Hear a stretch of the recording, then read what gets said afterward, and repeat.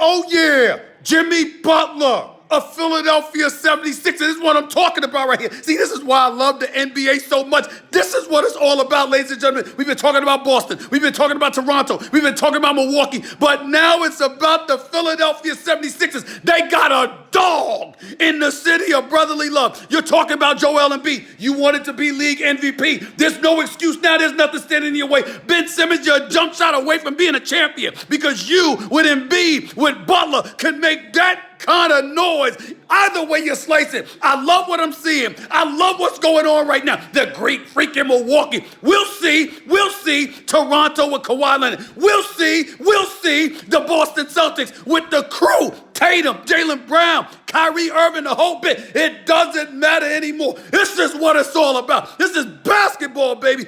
Jimmy Butler, a member of the Philadelphia 76ers. A dog is in the house. A dog is in the house. Joel, Ben Simmons, y'all don't play. You think he called out Karl Anthony Towns and Andrew Wiggins. Wait till what he does with y'all. If you don't show up, you gotta show up. Oh, I'll see y'all in Philly very, very soon.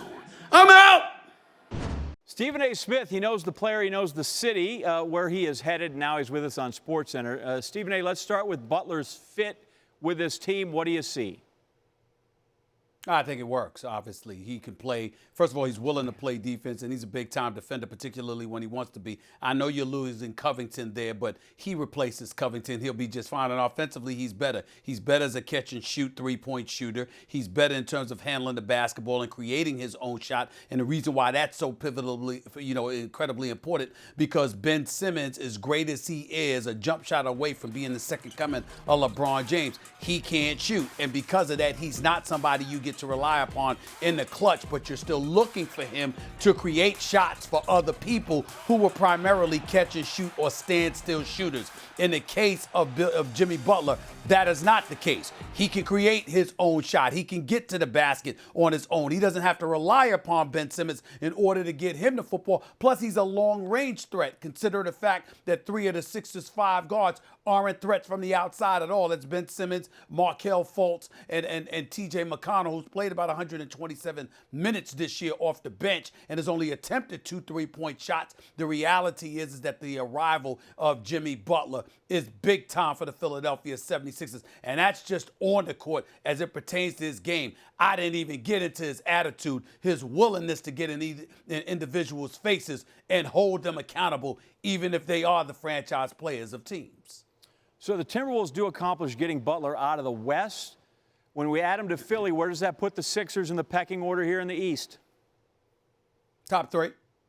Boston and Toronto, you still got to give the edge, but there's nobody else definitively that you can look at and say the Philadelphia 76ers shouldn't be better than them. We've seen the ascension of the Milwaukee Bucks, courtesy of the coaching of Budenholzer and obviously the Greek Freak himself. But the bottom line is the Philadelphia 76ers collectively should be considered a better team than the Milwaukee Bucks. You look at Boston with the crew that they have. You look at Toronto having Kawhi Leonard and retaining the nucleus that they had from the 59-win season last year, and you have to give them the edge. But the Philadelphia 76ers, with this move, have clearly made the statement that they are coming, and you better pay attention.